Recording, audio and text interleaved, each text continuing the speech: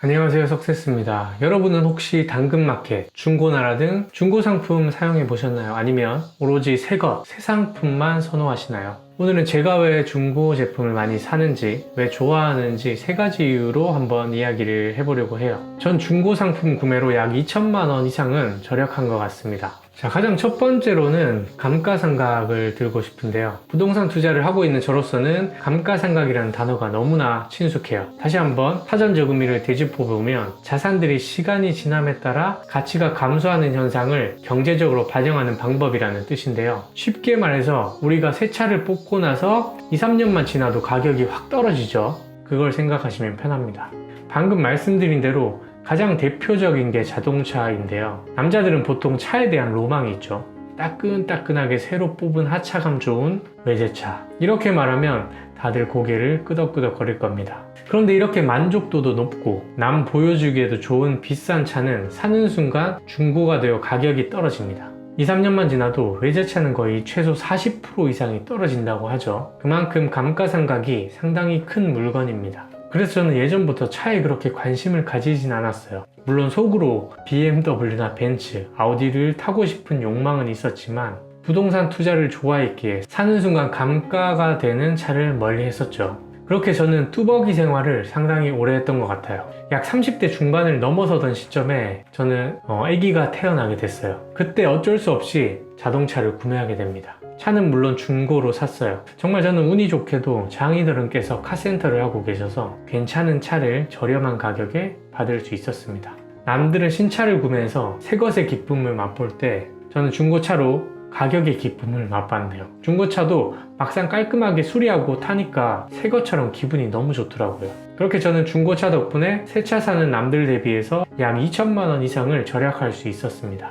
두 번째는 가성비를 들고 싶은데요. 물건을 살 때 조금만 새 것에 대한 욕심을 버리면 새로운 세상이 눈앞에 나타납니다. 제가 당근마켓을 정말 좋아하는데요. 보다 보면 눈이 절로 돌아가요. 쓴지 한 달도 안 된 제품을 거의 반값에 사는 경우는 물론이고 미사용 새 제품을 최소 40% 이상 저렴한 가격에 구매하는 경우도 허다하죠. 전 그렇게 물건들을 정말 많이 구매했었어요. 처음 신혼집을 시작할 때 다이슨 청소기를 당근으로 구매를 했었는데요. 신품 구매가로 온라인상에서 120만원 정도에 판매하는 청소기를 미사용 새 제품으로 76만원에 구매를 했었습니다. 그뿐만 아니라 드럼 세탁기, 건조기도 미사용 새 제품으로 약 30%는 저렴하게 구입했죠. 그리고 다들 새 핸드폰에 대한 욕심 많으실 텐데요. 저는 핸드폰도 싸게 구매를 하고 있어요. 중고에 대해 예민하신 분들은 이 방법을 선호하지 않을 수 있지만 저는 핸드폰을 매번 중고로 구매합니다. 그것도 약 출고된 지 1년 반 이상 된 제품으로 사고 있어요. 물론 살 때 컨디션을 가장 우선적으로 봅니다. 기스, 잔상,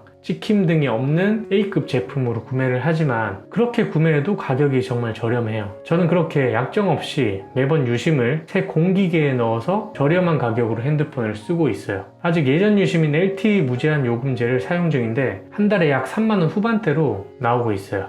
최근에는 갤럭시 S22 울트라를 구매했는데요. 핸드폰이 너무 좋습니다. 앞으로 약 2년은 더 쓸 수 있겠어요. 이처럼 새것에 대한 욕심을 조금만 버리면 가성비 갑인 새것 같은 제품들을 저렴하게 구매할 수 있답니다. 마지막으로 세 번째는 기회비용을 들 수 있을 것 같아요. 저는 약 5년 전부터 부동산 투자를 이어오고 있는데요. 부동산을 구매할 때도 기회비용을 생각했습니다. 특히 저희는 실거주 집에 대한 욕심을 많이 내려뒀어요. 실거주 집에 들어가는 돈이 많아질수록 제가 투자할 수 있는 돈이 점점 줄어들기 때문이었죠. 그 때문에 저희 집을 선정할 때 일단 서울 아파트는 제외를 했어요.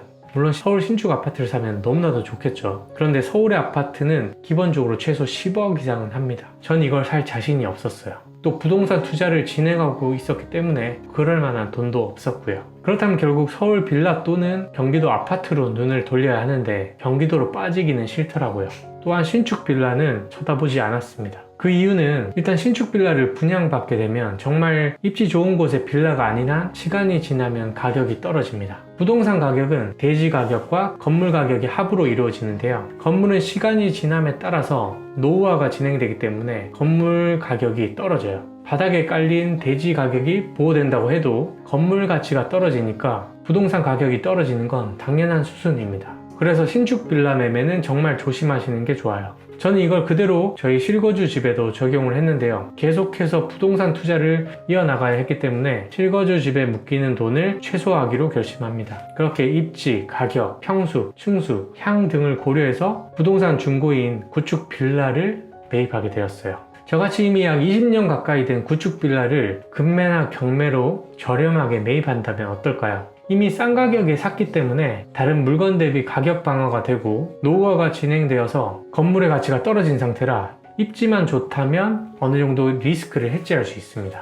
또한 저는 하락기에 금매로 부동산을 매입했기 때문에 좀 더 저렴하게 살 수 있었어요. 비록 남들이 다들 선호하는 서울 아파트는 아니지만 현재는 저희만의 따뜻한 보금자리에서 행복한 나날을 보내고 있습니다. 전 이렇게 투자용 부동산과 실거주용 부동산을 구매하고 있네요. 마치 중고폰, 중고차, 중고 가전제품을 사는 것처럼요. 이렇게 오늘은 여러분들에게 제가 왜 중고 제품을 좋아하는지에 대해 한번 이야기를 드려보았는데요. 여러분은 중고 제품에 대해서 어떻게 생각하시나요? 댓글로 한번 공유해주세요. 오늘 제가 드릴 말씀은 여기까지고요. 이상 날마다 조금씩 더 성장해나가는 석세스였습니다. 감사합니다.